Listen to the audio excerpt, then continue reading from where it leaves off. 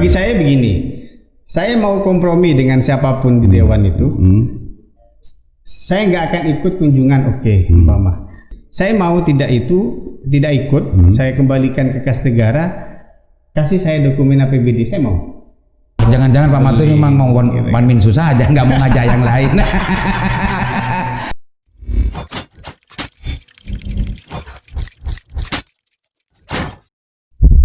Assalamualaikum warahmatullahi wabarakatuh. Waalaikumsalam warahmatullahi wabarakatuh. Selamat berjumpa kembali dengan saya Aliman Haris, pemandu acara Sandasan di channel Lingkar Jatim. Kali ini saya menghadirkan seorang yang sangat fenomenal, tidak hanya di Bangkalan tapi sedunia. Karena sudah pernah ke Amerika selama, orang ini luar biasa. Karena aktivis, juga politisi, kadang juga jadi ustadz, jadi kiai terkadang, karena dalam status-statusnya sering berdebat tentang masalah keagamaan. Beliau adalah teman saya, sahabat saya sejak dari YIN, waktu jadi aktivis, waktu jadi beberapa kegiatan di organisasi kemahasiswaan maupun organisasi kemasyarakatan juga banyak bersama saya. Beliau adalah Bapak Dewan sekarang, sahabat Matur Husairi. Selamat datang Pak Matur Husairi. Terima kasih Mas Aliman, sudah mengundang saya di acara Sandasan ini. Intensitas pertemuan kita mulai berkurang ya sekarang. Kalau dulu kita tiap hari di Serenggian bersama, diskusi bersama, membahas sesuatu bersama. Sekarang kalau saya hitung dalam beberapa bulan ini hanya satu kali saya ketemu, waktu kemarin itu ya, waktu saya nggak mau ngambil antoknya itu. Ternyata nggak cocok juga ke rokok Cika. Mas Matur dulu, kalau mau menceritakan tentang Mas Matur, saya yakin khalayak Bangkalan, khususnya Jawa Timur, bahkan di Indonesia sudah tidak asing lagi kiprah dan aktivitasnya waktu jadi aktivis. Tapi sekarang profesinya dan perannya sudah berbeda lagi. Kalau dulu keluar di lapangan, setiap ada keresahan tentang masalah persoalan publik, persoalan masyarakat, Mas Matur tanpa beban, tanpa ringan saja untuk berkoar, berteriak secara lantang di media medsos atau di lapangan, luar biasa. Apakah sekarang sama ketika sudah menjadi pejabat ini? Nanti kita ceritakan bersama nanti.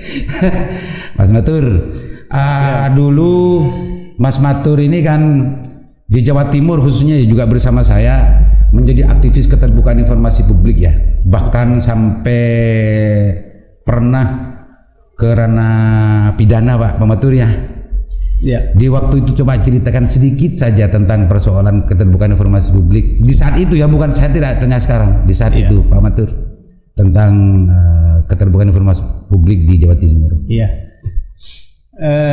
Undang-Undang KIP nomor 14 2008 itu kan efektif kita ketahui berlaku di pemerintahan itu sekitar 2-3 tahun setelahnya. Ya, 2010. Ya kan? 2010. Dan insya Allah provinsi yang merespon di tahap awal juga adalah Provinsi Jawa Timur. Dan di Jawa Timur yang paling awal merespon juga Bangkalan.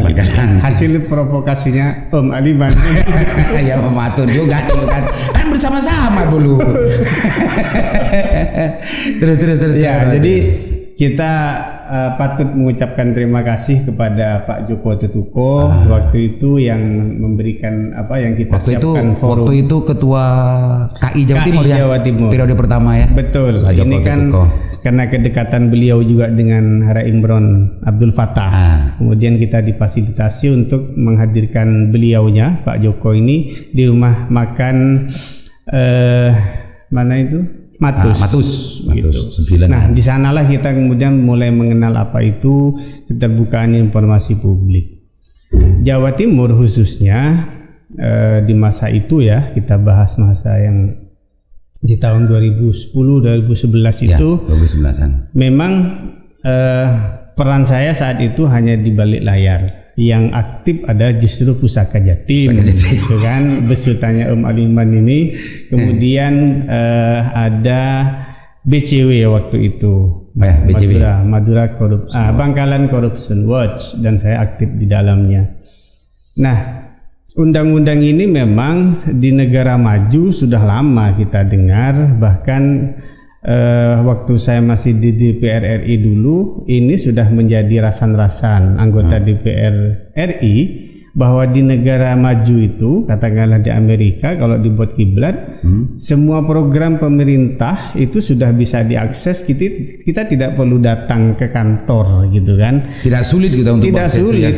Bahkan kalau datang ke kantor pun tidak harus menemui personel atau humas segala macam, tinggal kita duduk, mereka menyiapkan perangkatnya, kita tinggal klik, mereka punya anggaran berapa, programnya apa, di sana sudah tertera. Itu sandasan di negara maju, gitu kan? Betul. Nah, baru kemudian undang-undang itu dibahas di DPR RI dan alhamdulillah disepakati dan diundangkan. Nah, ini kemudian menjadi sebuah bisa dikatakan bumerang kepada pemerintah. Bisa juga ini menjadi sebuah shock terapi, birokrasi dan angin segar terhadap masyarakat. Betul, gitu ya. angin segarnya bagi kita aktivis kepada masyarakat, gitu kan.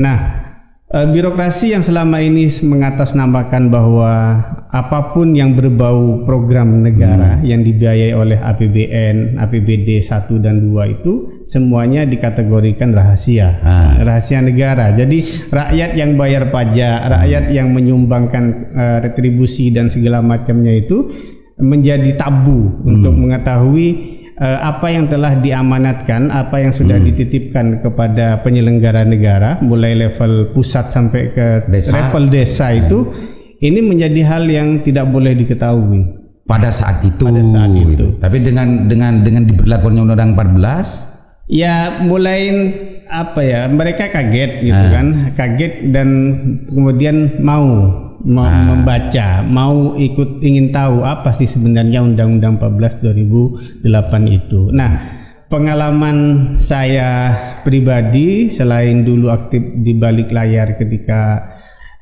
BCW dan MCW itu, kemudian kami juga mendirikan LSM di Jawa Timur namanya Jaka Jatim. 2016 kami mulai ngobrak-ngabrik Provinsi Jawa Timur. Tidak ada sebelumnya LSM yang kemudian menanyakan DIPA, DPA, SKPD itu dan rinciannya. Kayaknya ada dulu Pusaka Jatim juga menanyakan itu dulu. Tapi 2011. Betul, ya. Bahkan sampai ke Polda kalau nggak salah Pusaka Jatim. Dan alhamdulillah kita selalu bertarung dengan PPID itu, Badan Publik Jawa Timur itu ya. Badan Publik Jawa Timur, dan terakhir saya gugat juga Sekda Prop Jatim sampai kasasi itu, dan alhamdulillah kami menang gitu ya. Kita laporkan ke Polda. Perlu dipahami oleh pemirsa bahwa Pemprov itu dalam istilah Undang-Undang 14 ini namanya badan publik, badan publik. Jadi kalau Pak Matur nanti bicara pemerintah berarti itu badan publik. Kalau Pak Matur bicara badan publik berarti Pemprov. Gitu. Ya. Lanjut Pak Matur. Dari sekian SKPD yang kita mintain data, kalau awalnya itu kita minta DPA. DPA ini semua kita suratin, selain kita minta ke PPID Pemprovnya itu, PPID pembantunya kita kasih tembusan, termasuk waktu itu di Set 1. Nah, ini sempat menjadi pembahasan, kok ini ada LSM berani minta DPA SKPD dan rinciannya gitu kan. 2016 itu ya? 2016. Artinya 2016 itu sejak diberlakukannya Undang-Undang 14 tahun 2010, masih saja ada pejabat yang menanyakan begitu gitu. Masih. Dan anehnya lagi, mereka ini kaget, dan ada juga tidak hanya di OPD yang kita mintain data, tapi ada ini kejadian pengalaman yang bagi saya adalah menjadi introspeksi juga. Jadi karena seringnya mungkin OPD ini berhadapan dengan pemohon informasi, kemudian mereka mencari celah untuk kompromi gitu kan di bawah meja gitu. Nah, kena kita ini sempat disindir oleh Komisi Informasi Jawa Timur waktu itu. Jangan-jangan ini sama gitu kan, LSM ini nyari-nyari kesalahan. Kalau bahasanya Pak Muhyi, negotiable gitu. Jangan-jangan ini negotiable itu katanya sebagian komisioner KI di Jawa Timur ya, iya, itu ya. Karena mereka menemukan praktek seperti itu ketika menangani persidangan gitu kan di Komisi Informasi. Jadi memang gini ya Pak Matur. Yang menyadari dan paham tentang Undang-Undang Keterbukaan Informasi Publik yang akan menggunakan haknya itu juga penuh dengan godaan juga dong. Sangat besar ya. Sangat besar. Jadi gimana pengalaman Pak Matur setelah mengirimkan permohonan informasi, ada godaan gimana? Coba ceritakan Pak Matur. Untungnya ke saya pribadi tidak ada, dan bukan mereka yang berhubungan langsung, cuman ada pakai mediator gitu kan. Ada yang menyampaikan ingin ketemu. Saya bilang kalau hanya yang ketemu silakan gitu kan. Tapi kalau kemudian mengarah kepada sesuatu yang akan kita lakukan sengketa di Komisi Informasi, kita tidak ada tawar menawar. Oh, upaya-upaya itu ada ya? Ada. Itu apa yang menjadi kesimpulan dari Pak Matur? Kenapa badan publik yang semestinya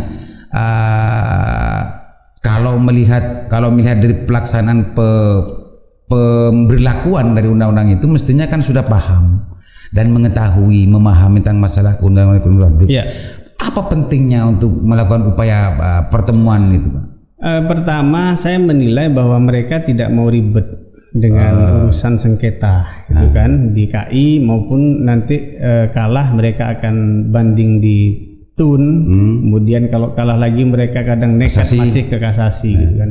Pertama itu. Yang kedua, yang paling inti sebenarnya menurut saya, memang mereka alergi dengan keterbukaan dan transparansi. Pak Matur nggak punya kesimpulan lain dengan itu, bahwa mereka takut itu bukan karena apa gitu, memang secara tidak langsung menyimpan sesuatu yang tidak ingin diketahui orang barangkali, Pak Matur. Ya, logikanya kan gini, kalau kita lurus kenapa takut kan gitu. Nah, mestinya begitu ya. Iya. Dan itu anggaran. Jadi kesimpulannya Pak Matur, mereka tidak mau terbuka, apalagi justru seolah-olah mempersulit untuk memberikan akses informasi kepada masyarakat, apalagi kepada LSM, karena mereka memang ada sesuatu yang salah di situ ya Pak. Ada sesuatu yang salah. Saya berani mengatakan salah. Kenapa? Karena kita hampir tiap tahun dapat LHP BPK. Kita selalu baca hasil audit BPK itu, dan memang selalu tiap tahun menjadi langganan temuan dari BPK, dan data-data yang diminta itu di situ gitu terus itu ya. Betul. Bahkan kami di 2017 mulai fokus menelisik dana hibah. Dana hibah Pemprov yang dikenal oleh orang Madura itu dana Pokmas dan Jasmas gitu ya. Ini seksi sekali. Dana hibah gitu. Dana hibah yang sangat tinggi nominalnya memang di Pemprov Jatim, dengan APBD 33 triliun itu, dana hibahnya mencapai 8, sekian triliun. Terakhir di 2019 kita dianggarkan itu 8,5 triliun untuk 2019. Tapi dalam konteks keterbukaan informasi publik, saat Pak Matur jadi aktivis keterbukaan di waktu itu, memang sulit kan untuk mendapatkan itu kan. Meskipun itu sebetulnya adalah sebuah kewajiban bagi badan publik Pemprov untuk memudahkan akses itu terhadap masyarakat gitu kan, gitu Pak Matur. Betul. Ini gini, ada ketidaktersinggungan, tidak terkonek antara PPID Jatim dengan PPID pembantu yang ada di masing-masing OPD. Ini tidak konek. Artinya PPID di Jatim ini kan dihandle oleh dinas Kominfo. Dan seharusnya semua itu kan ngeling. Jadi input data meskipun jangan-jangan Pemprov itu masih belum dengar bahwa sekarang itu sebetulnya sudah zamannya elektronik gitu, zamannya sangat mudah sebetulnya untuk bagaimana mengkoneksikan itu ya. Sangat mudah untuk zaman sekarang. Jangan-jangan Pemprov memang belum dengar ada itu. Belum dengar atau gagap. Gagap karena ketakutan. Artinya begini, bagi orang-orang normal yang berpikir logis gitu ya.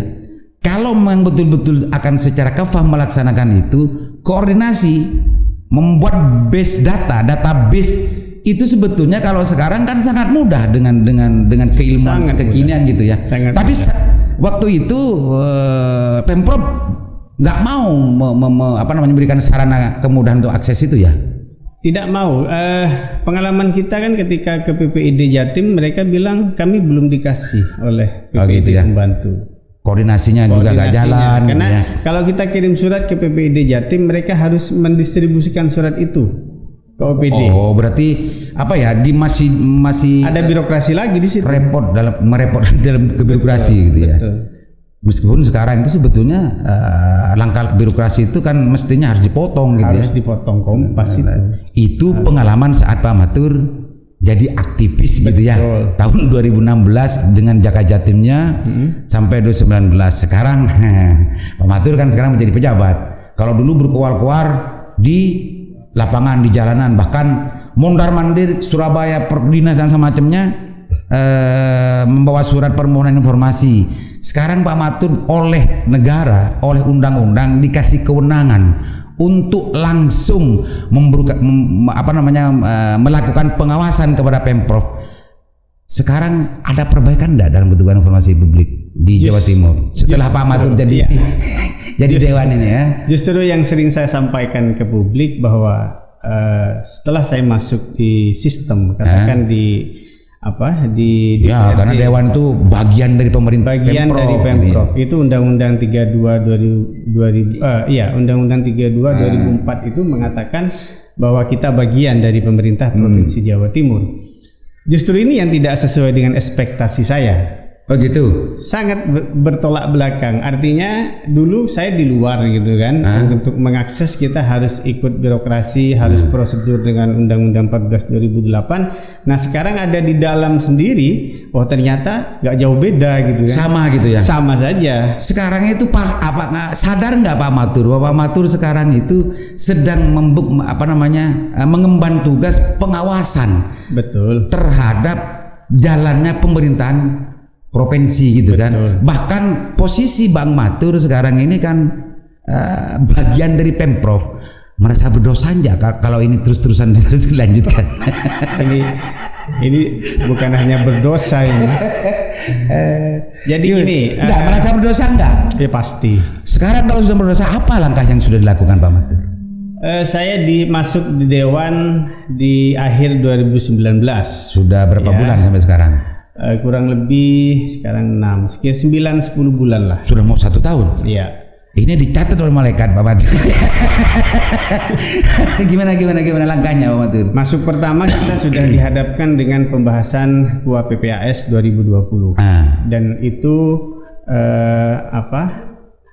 hasil dari pembahasan kawan-kawan periode sebelumnya. Gitu. Kita sudah menerima untuk membahas RKPD tahun itu. Nah, yang biasanya APBD Jawa Timur itu disahkan di tanggal 10 November, waktu itu molor sampai Oktober.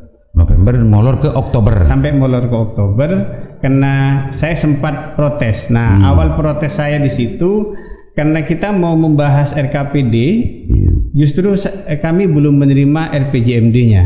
Gitu ya. Nah, ini kan aneh sekali. Gitu. Gimana? Mau membahas RKPD tapi kita nggak punya RPJMD. Kan seharusnya dari RPJP itu jangka panjang, kemudian JK menengah itu diturunkan ke RKPD itu, kemudian ke DPA dan seterusnya. Nah, menjadi makhluk APBD. Betul. RAPBD. Gitu. RAPBD. Itu nggak dapat. Nggak dapat. Jadi ketika paripurna itu saya sempat protes dan alhamdulillah di forum paripurna ada gubernur hadir. Nah ini apa-apaan saya bilang, kita mau bahas APBD, RKPD ini, tapi KUA PPAS dan RPJMD-nya kita belum dikasih. Dewan belum dikasih. Belum dikasih. Pak Matur curiga nggak bahwa sebelumnya di DPRD provinsi itu jalannya seperti itu? Ya informasi dari senior-senior yang ada ya nggak jauh beda. Seperti itu ya. Seperti itu. Tapi kalau Pak Matur husnudon, mereka kan mau kasyafah semua. tanpa diberi sudah paham gitu. Bisa pura-pura tahu gitu kan, atau tidak tahu menahu gitu kan. Nggak husnudon sajalah kan gitu ya. Mereka kan tanpa diberi dokumen itu sudah paham. Sudah paham. Mungkin juga pahamnya karena ada paham kan gitu. Akhirnya tahu sama tahu gitu ya. Akhirnya tahu sama tahu gitu. Jadi yang ada dalam pikiran Pak Matur atau informasi di sana tidak kurang lebih dari itu ya. Betul. Itu mungkin sudah berjalan bertahun-tahun gitu ya Pak Matur. Iya, selama sekian periode memang. Gitu ya. Pak Matur kan tahu kan dan paham bahwa tugas pokok fungsi dari Dewan itu mestinya karena pengawasan. Kalau sarana untuk ngawas itu nggak dikasih, apa sebetulnya yang dilakukan oleh Pak Matur? Begini, yang saya tuntut selama ini ya, jadi dokumen dari Ketua PPAS, LPJMD, kemudian DPA, dan endingnya ketika APBD 2020 disahkan, sampai detik ini pun kami belum dapat secara individu. Dan dokumen APBD itu masuk ke Dewan itu di sekitar bulan akhir Mei atau awal Juni. Baru masuk resmi. Itu pun setelah saya mestinya dalam skedul pembahasan harus masuk. Kapan itu mestinya? Ya seharusnya di awal sebelum tahun itu ya. sudah Sebelumnya masuk. gitu ya. Jadi APBD itu kan dikonsultasikan ke Mendagri ketika sudah tidak ada evaluasi atau ada evaluasi kemudian itu disahkan bersama sudah resmi menjadi sebuah dokumen. Nah itu menjadi dokumen publik sebenarnya. Kembali ke aktivis tadi gitu ya. Betul, jangankan jangankan anggota dewan gitu ya yang sudah menjadi hak budgeting, hak controlling di situ, warga negara setiap malah mestinya mudah untuk mendapatkan dokumen itu. Betul. Enggak, yang sekarang ya itu kan sudah diceritakan sejak tadi oleh Pak Matur. Yang saya tanyaan sekarang itu apa langkah Pak Matur melihat itu gitu.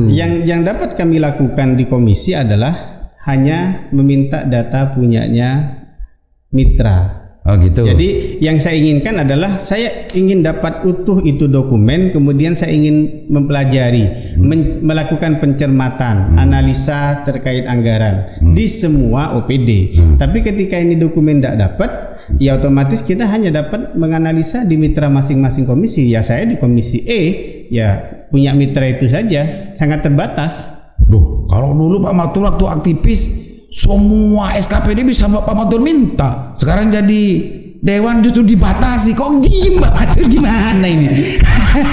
Justru kan mestinya harus gimana? Om sudah punya kewenangan, punya power Pak. Betul. Jadi saya buka di forum ini bahwa upaya saya untuk memperoleh dokumen itu sebenarnya saya sudah berupaya mengirim surat ke pimpinan. Masih sama dengan aktivis. Ya.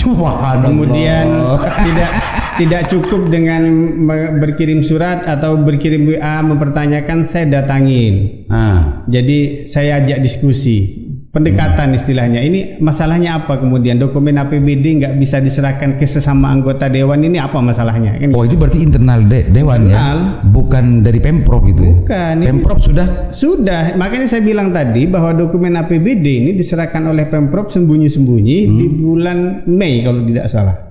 Jadi selang berapa bulan itu dari pembahasan, harusnya kita kan di awal tahun sudah dapat. Mestinya lepas nanti ke itu lagi. Mestinya dokumen APBD itu masing-masing anggota dewan yang di provinsi itu dapat satu-satu atau itu menjadi kewenangan kewajiban dari Sekwan untuk menggandakan itu Pak Matur. Ya kalau tidak ada nomenklatur yang mengatur ya. Tapi kalau saya menjadi ketua DPRD-nya saya copy itu. Semua anggota saya kasih. Seandainya Pak Matur jadi ketuanya. Uang PBB di Jawa Timur hanya satu kok bicara ketua ini. Tapi enggak apa-apa. Ini kan semangat. Ini kan semangat bahwa saya ingin menciptakan keterbukaan informasi publik di Jawa Timur. Dengan kata lain, Pak Matur menyimpulkan bahwa budaya yang ada di DPRD tingkat 1 khususnya Pemprov Jatim itu masih belum berubah ya sejak Pak Matur jadi aktivis sampai sekarang. Jadi Pak Matur dalam ini masih belum bisa mengadakan perubahan gitu. Belum ya Pak Matur ya. Lah, kita sendirian yang teriak-teriak itu kan tempo. Jangan-jangan Pak Matur memang mau one min susah aja, nggak mau ngajak yang lain. Karena itu dasar Pak Matur menurut saya. Betul. Sebagai dewan, anggota dewan yang mempunyai tugas untuk mengawasi, maka seluruh sarana pengawasan itu harus disiapkan oleh negara. Apa yang bisa diawasi kalau dokumen perencanaannya, dokumennya saja tidak dikasih? Betul. Apa yang mau diawasi gitu kan? Karena untuk mengawasi setiap kebijakan yang ada di Jawa Timur itu kan sudah ada dalam dokumen APBD-nya. Kalau dokumen itu tidak dikasih, lalu apa yang mau diawasi? Ngapain jadi dewan kalau begitu? Gimana tanggapannya Pak Matur gitu? Memang saya lihat nuansanya anggota DPR ini akan dibatasi, dijadikan macan ompong gitu kan. Dia punya wewenang, dia punya taring di situ, tapi dia tidak dikasih. Dan anehnya yang melakukan pembonsaian itu adalah di internal dewan sendiri. Menjadi bagian di situ. Andaikan itu Pemprov, wah kita lebih enak lagi. Dan bisa diikuti di sosmed saya, di Twitter terutama, bagaimana saya menghajar gubernur di rapat paripurna dan segala macam. Ya bagi saya ini sebuah tamparan kepada Gubernur Jawa Timur yang selama ini mengusung istilah jargon cetarnya cetar dengan keterbukaan informasi publiknya. Dan baru kemudian di bulan Mei diserahkan dan itu diumpetin gitu kan oleh pimpinan. Masih diumpetin di pimpinan. Bulan Mei diberikan, masih diumpetin lagi, nambah lagi. Dan pasca saya datangi pimpinan itu, saya minta diskusi segala macam dengan berbagai alasan dan saya takut sudah menjurus ke masalah pribadi. Akhirnya saya sudahi diskusinya dan mereka bilang akan kita bahas di rapat pimpinan. Begitu dalamnya ya. Ini bisa dikatakan bukan mafia lah kalau ini bukan mafia kalau saya. Tapi memang ini sudah menjadi habit ya. Menjadi habit, sudah menjadi habit. Begini, saya pernah mencari informasi ke teman-teman senior yang sudah beberapa kali menjabat. Memang tidak pernah ada dokumen APBD di kantor dewan selama ini. Apa jangan-jangan memang kesadaran dari teman-teman anggota dewan yang masih belum nyampe ke itu, atau memang ada kesengajaan Pak Matur? Kesadaran saya pikir ada gitu ya. Masing-masing fraksi di dewan itu kan ada aktivisnya banyak gitu ya. Banyak. Saya nggak tahu kalau kemudian jadi diamnya itu bukan karena ketidakpahaman hak dan tanggung jawabnya dewan gitu ya. Cuma memang itu sengaja didiamkan begitu Pak Matur menyimpulkan. Betul. Waduh. Ini berat buat Pak Matur. Karena berdosa Pak Matur kalau diam dengan ini. Kalau gitu saya ngerasa nggak berdosa. Pernah jadi kiai kan? Pak Matur kan? Saya ngerasa nggak berdosa karena saya masih berupaya. Berupaya. Yang gitu berdosa ini yang diem dan menikmati. Gitu ya. Oh iya. Iya dong. Iya. Mudah-mudahan ditulis gak dosa, mudah-mudahan ditulis tidak menjadi bagian dari dosanya Pak Matur. Saya ingin sampaikan bahwa saya baru dapat dokumen APBD itu tapi ringkasan. Yang hanya beberapa lembar, saya hitung sekitar 18 atau 20 lembar. Itu lampirannya perda dengan pergub. Penjabaran APBD itu beberapa lampir saja gitu ya. Iya, jadi ringkasan saja. Jadi potret keterbukaan informasi publik di Jawa Timur semacam itu ya. Pak Matur, kalau melihat dari powernya Pak Matur yang sudah melanglang buana diapresiasi oleh dunia gitu kan, masa dengan persoalan sekecil itu Pak Matur tidak bisa tidak bisa untuk membongkar semua itu Pak Matur. Pak Matur ini kelasnya bukan nasional, internasional. Iya kan? Kenapa ini kok ada kebuntuan? Saya lihat Pak Matur ada keputusasaan gitu. Saya tidak putus asa. Semua ada mekanisme. Karena ini adalah di internal, kemudian saya harus lebih mengambil cara yang soft gitu kan. Artinya setelah saya dapat kemarin dokumen yang sangat terbatas itu, saya coba berkirim berubah strategi lah. ada saya siapkan surat kepada Setwan melalui PPID-nya. Jadi kemudian saya ingin kirim lagi surat ke pimpinan. Karena kalau saya minta ke PPID Jawa Timur diketawain, lo ngapain? Oh, jadi itu aktif. dokumen sudah masuk di dewan kok malah minta aja yang diketawain gitu kan. Nah, akan lebih banyak yang ketawa. Karena Pak Matur yang sebagai dewan justru tidak dapat kan begitu kan, Ya, banyak yang ketawa. Justru kalau tidak saya sampaikan ke publik, saya lebih lebih merasa berdosa lagi. Artinya jarang orang mau melakukan kritik, autokritik di internal badannya sendiri, gitu kan, ketimbang yang kemudian mengkritik orang di luarnya atau lembaga di luarnya. Nah, yang saya lakukan ini saya harus mendobrak di dalam. Pak Matur melihatnya ini apa, di dewan apa di Pemprov? Ya di dewan, karena dokumennya sudah ada di dewan. Waktu itu ya. Sudah ada di dewan. Di Pemprov menurut Pak Matur apa wajar-wajar saja masa keterbukaan informasi publik. Ya kalau di Pemprov kan sudah mereka terbiasa kayak biasa. Seperti tadi iya. 5 apa? Justru saya ingin memulai ini dari Pemprov. Saya lihat kemarin anggaran humas di Setwan itu 4, sekian miliar. Saya pikir kalau dokumen APBD ini kemudian di-scan, kemudian di-upload di webnya itu, apa sih salahnya gitu kan? Mestinya kan begitu ya. Iya. Tapi itu kan tidak dilakukan. Bukan apa sih salahnya, itu kan kewajibannya kan gitu ya. Betul. Kalau kita baca pasal 9, 10, 11 di Undang-Undang 14 2008 selesai itu. Mestinya iya. Selesai. Tapi cetar itu apa Pak Gubernur, apa maunya? Yang program cetarnya itu. Ya cetar di siang bolong artinya. Berarti program cetarnya Pak Gubernur menurut Pak Matur sampai hari ini tidak dilaksanakan atau gagal dilaksanakan? Kalau saya melihat gagal, belum lah. Ini masih berjalan 1 tahun lebih, gitu kan. Ya kita akan tetap dorong itu, meskipun PPID atau Dinas Kominfo itu bukan di komisi saya, tapi kan tidak ada salahnya kita sebagai kontrol untuk mendorong itu.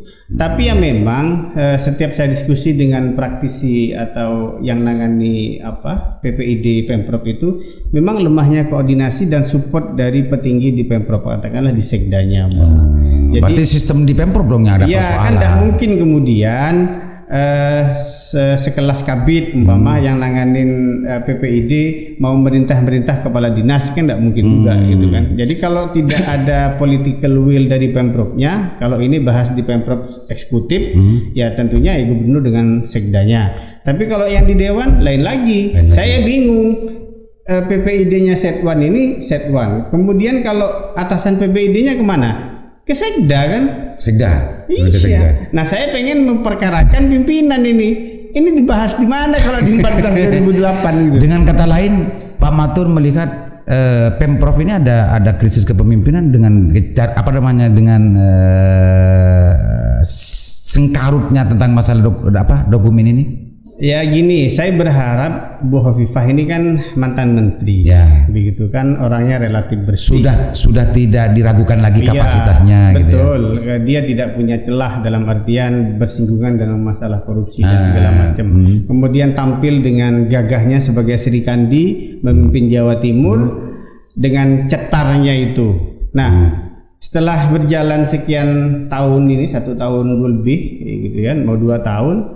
Ini belum saya rasakan. Bagi saya kesuksesan gubernur untuk membuka keran keterbukaan informasi publik itu ada awal dari keberhasilan program yang akan dia usung selanjutnya. Yang lain-lain. Ini adalah kunci gitu ya. Kunci keberhasilan dari seorang gubernur dalam mengawal program-program yang lain.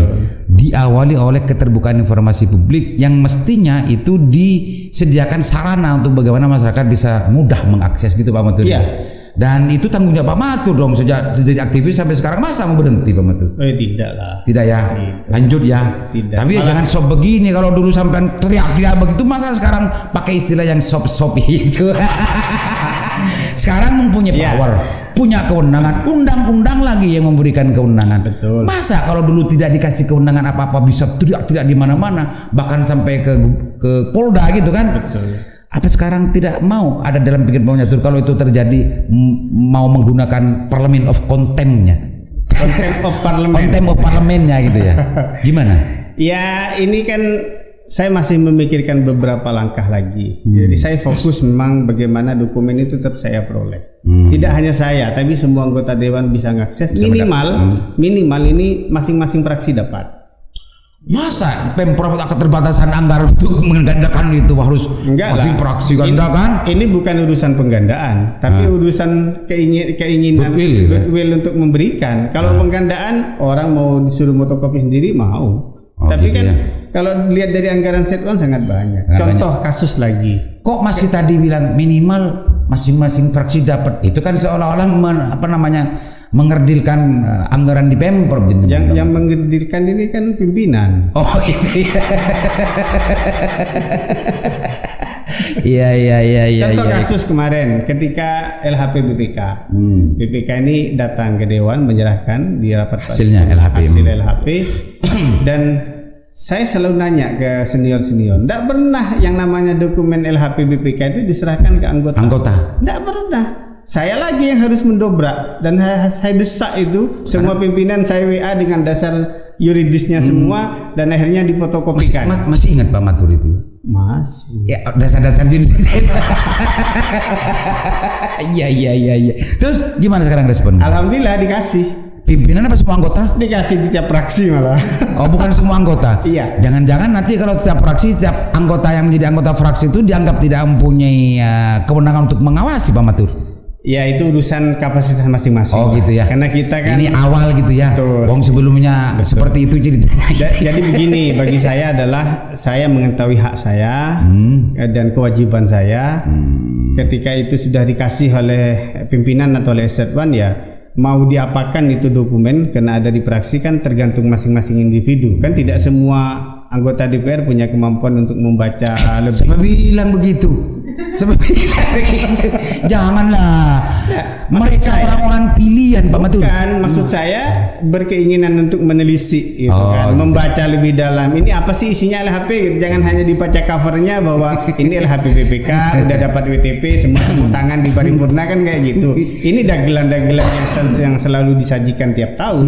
Iya. Gitu. Pak Matur sudah banyak yang kita ceritakan, tapi saya melihat girohnya masih ada, keaktivisannya. Yang saya khawatir itu karena tadi yang sebelumnya yang saya ceritakan tadi sebelumnya waktu aktivis kan semuanya didobrak.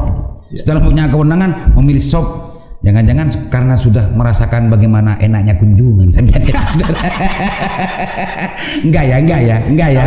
Kalau kunjungan ini kan bagian dari apa ya hak yang melekat sebenarnya kepada anggota dewan gitu. Iya, bagi saya begini. Saya mau kompromi dengan siapapun di dewan itu. Saya nggak akan ikut kunjungan, umpama. Saya tidak akan apa istilahnya ikut kunjungan ke luar negeri atau ke dalam negeri dalam provinsi. Saya mau tidak ikut. Saya kembalikan ke kas negara. Kasih saya dokumen APBD, saya mau. Gitu ya? Serius. Saking pentingnya dokumen itu ya. Betul. Karena saya kan mau buat web pribadi nantinya, saya akan buat itu dokumen saya umumkan di web saya. Pak Matur, jangan di web pribadi, kasih di Lingkar Jatim. Dan banyak juga yang ngakses kan gitu Pak Matur. Kalau semua dokumen itu dikasih, Pak Matur masih merasakan bahwa dokumen itu sampai sekarang masih belum secara utuh ya dikasih gitu ya Pak Matur. Hanya ringkasan. Buat apa ringkasan gitu? Gini Pak Matur, saya aja sedikit ya. Dokumen itu adalah sebuah sarana untuk bagaimana anggota dewan itu mengetahui tentang masalah bagaimana pelaksanaan kebijakan itu bisa dilaksanakan. Iya. Jadi tolok ukurnya anggota dewan itu adalah mengerti dan memahami tentang apa yang ada dalam dokumen itu. Ketika dokumen itu tidak dikasih kepada anggota dewan, apakah ini tidak dianggap melanggar terhadap hak-hak dewan, Pak Matur? Sangat melanggar. Hak dasar dewan, hak dasar dewan. Sangat melanggar dan anehnya yang melakukan adalah sesama anggota dewan. Oh, bukan Pemprov ya, bukan ya? Bukan. Saya tegaskan Pemprov sudah menyerahkan dokumen ke dewan. Bulan 5. Nah, sekarang kita mau minta ke pimpinan nggak dapat. Berarti kan pengembirian. Bahkan sampai kalau saya nggak usah kunjungan, kasih dokumen aja saya mau gitu. Mau saya. Ini luar biasa. Saking pentingnya itu dokumen bagi saya. Saking pentingnya dokumen itu bagi Pak Matur gitu. Betul. Ya. Karena memang kesadaran untuk mengawasi itu memang ada dalam dokumen itu gitu ya. Betul. Muspro bicara Pemprov, bagaimana Pemprov bagaimana keberhasilan Pemprov kalau tidak punya dokumen itu kan gitu. Pak Iyalah, apa yang mau kita awasin, apa yang mau kita lakukan kontrol gitu kan. Kalau barang yang mau kita kontrol kita nggak punya dokumen itu. Ini ada persoalan yang semacam yang diresahkan dan yang dirisaukan oleh Pak Matur ini akibat dari kepemimpinan Bu Hovifah, gubernur sekarang, atau memang ini sistem yang sudah ada sebelumnya, Bang? Ini Sistemnya. Sistem kemudian saya lihat begini, ada semacam kompromi gitu ya, ada semacam kesepakatan, ada semacam kesepakatan tidak tertulis itu di Pemprov itu, bicara Pemprov adalah eksekutif dan legislatif gitu kan. Jangan sampai dokumen APBD ini keluar ke publik. Oh gitu. Seperti itu yang saya pahami, yang saya tangkap. Sinyalnya seperti itu. Kenapa? Karena di situ sangat lengkap kan. Tidak hanya program rutin dari APBD, dari OPD masing-masing, tapi di situ ada sesuatu yang sebenarnya menjadi pintu masuk kita untuk mengkritisi dari teman-teman LSM, wartawan dan segenap lapisan masyarakat besarnya dana hibah yang selama ini dianggarkan oleh Pemprov Jawa Timur. Itu kuncinya ya menurut kesimpulan sementara oleh Pak Matur. Iya. Oke Pak Matur, sudah lama kita bicara, nanti selanjutnya di sesi-sesi selanjutnya saya akan sering mungkin mengundang Pak Matur dengan bab yang lain. Siap. Mungkin lebih khusus ya untuk sesi selanjutnya ini kan bicara tentang Pak Matur dari aktivis sampai ke dewan, ternyata masih tidak berubah. Oh jangan khawatir.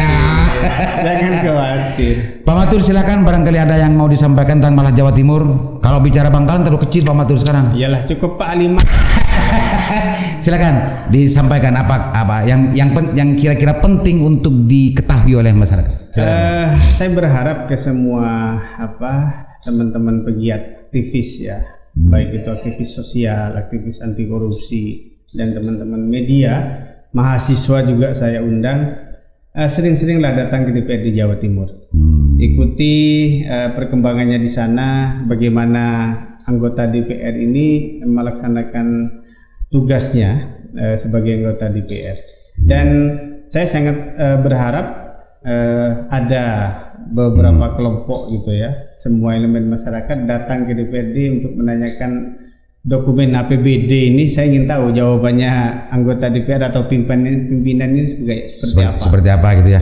Ya. Oke, itu salah satu bentuk kerisauan dan kegelisahan Pak Matur, sama dengan ketika dia gelisah ketika saat jadi aktivis.